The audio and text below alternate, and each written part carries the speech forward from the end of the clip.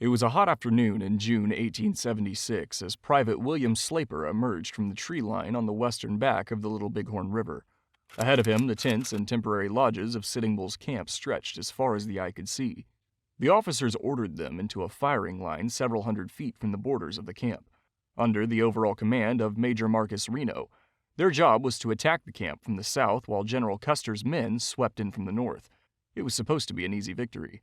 At last, he spotted the enemy through the trees. I got my first glimpse of the Indians, firing at us and yelling and whooping like incarnate fiends, naked as the day they were born and painted from head to foot in the most hideous manner imaginable. His hands trembled around his rifle. They opened fire. The air was filled with smoke and gunfire. But as the Native Americans continued to pour out of the camp, firing more bullets back at the Americans than the Americans could throw at them, Slaper realized something had gone terribly wrong. The first bullets that came near sent him crashing to the ground. He ducked his head as the shots began to whiz through the air around him. His heart raced. He'd never been shot at before.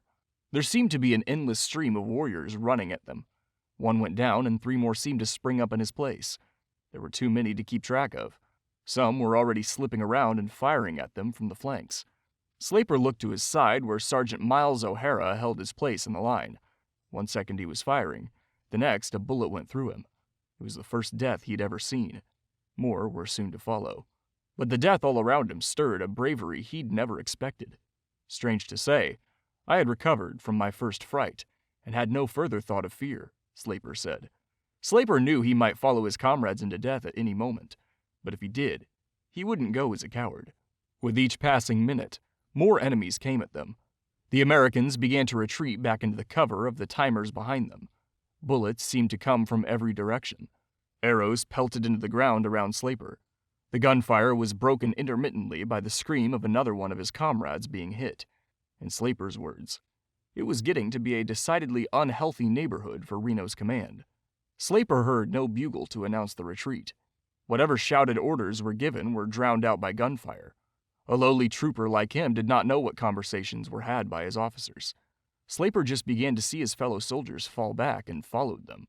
Their horses were tied up behind the firing line close to the river. They were the fastest means of escape.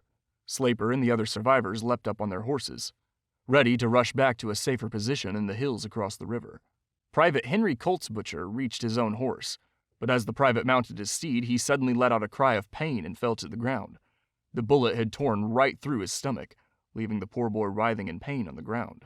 Slaper couldn't leave him like that. With the Native Americans still closing in, Slaper leapt from his horse, and with the help of another brave soldier, dragged Coltsbutcher to cover in the underbrush. They could tell the wound was fatal. The only mercy they could give him was a small canteen of water to soothe his pain before the end. Slaper was back on his horse in moments, and rode as hard as he could for the river. Their retreat was chaotic. Men scrambled up the riverbanks as the Native Americans closed in, pouring bullets and arrows down upon the fleeing men. By the time Slaper reached the river, it was already clogged with men, living and dead alike. The ford was too crowded, so he urged his horse to leap into the river further up. He could see the Native Americans reaching the riverbank and firing into the men or wading in to pull them from their horses. None seemed to notice him. He was separated from the group, and the dust kicked up by the storm of men and horses meant that visibility was much lower. As if by a miracle, Slaper's weary horse stumbled out of the river on the far side, its rider completely unharmed. The scramble up the hill on the far side claimed yet more lives. The exhausted men made for easy targets for the Native Americans below. Slaper's luck held out, and he joined the survivors atop Reno Hill without a scratch on him. He was relieved to find his commanding officer, Captain Thomas French, already waiting there. He was cool as cucumber, Slaper remembered. I searched his face carefully for any sign of fear. It was not there. But Slaper knew their situation was hopeless. The Sioux were swarming up the hills and taking positions to assault them once again. No one was coming to save them. Lieutenant Edward Godfrey had been having a leisurely afternoon. His K Company was under Captain Benteen's overall command, and he had fully expected the battle to be over by the time his men got there. The sound of gunfire didn't alarm him. Surely Reno and Custer were just finishing up the battle. So when he crested the hills and saw the haggard remains of Reno's men, scrambling to set up a defensive position, he was confused. Godfrey went with Benteen as they rushed to Major Reno, who explained the disaster that had unfolded. A total rout. Custer was nowhere to be seen. Reno's men looked like they'd been through hell. It made for a sharp contrast with Benteen's fresh troops. That was what Slaper noticed first, too. A piece of him wondered why they had taken so long to come to their aid, but mostly he was grateful. Godfrey ordered his men to work with Reno's survivors to secure a defensive position atop the hill. The enemy hadn't mounted an assault on their position yet, but it was surely coming. There they worked for about an hour until Benteen and Reno issued new orders. They needed to reunite with Custer.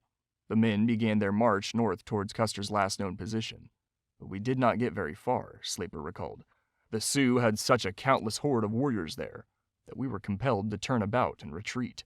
Thousands of enemy warriors began swarming through the hills toward them. The survivors of the 7th Cavalry knew they needed to get back to their defensive position on Reno Hill. Godfrey's K Company threw up a firing line to hold back the enemy as the other companies retreated. K Company faced down the full brunt of the enemy.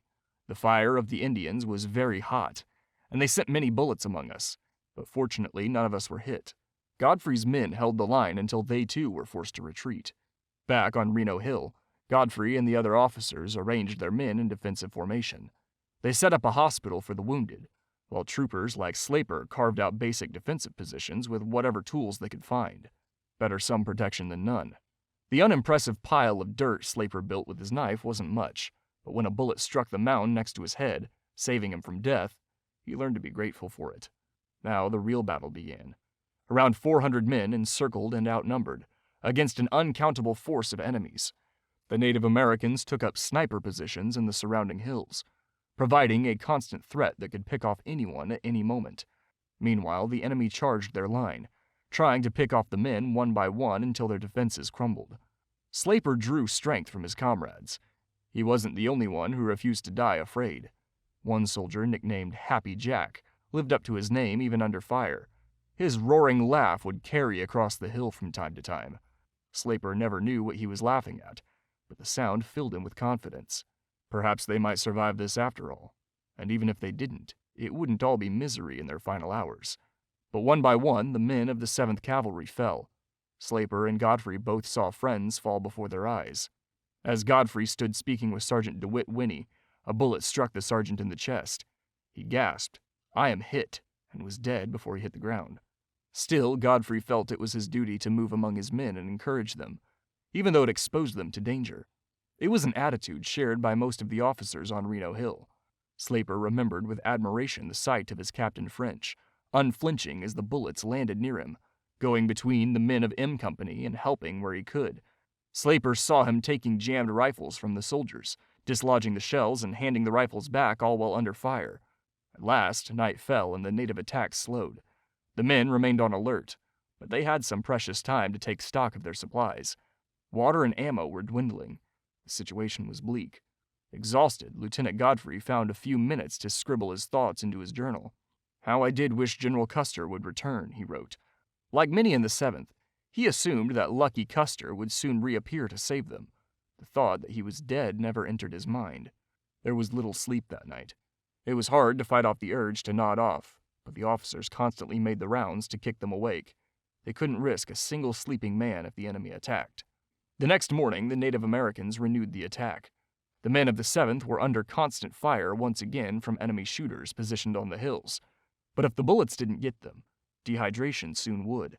This was the crisis Lieutenant Godfrey was most concerned with on the morning of the 26th. Around 1 a.m., he ordered a portion of his men to fight their way down to the Little Bighorn River and retrieve water. They were unprepared for the Native Americans lying in ambush. The water party were easy pickings from enemy snipers and were forced to retreat.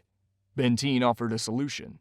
He would permit some men to leave the main defense and give covering fire to the water party. That might be enough to buy the men time. Godfrey agreed and quickly organized a new water team. Slaper volunteered to go with the 2nd Water Group.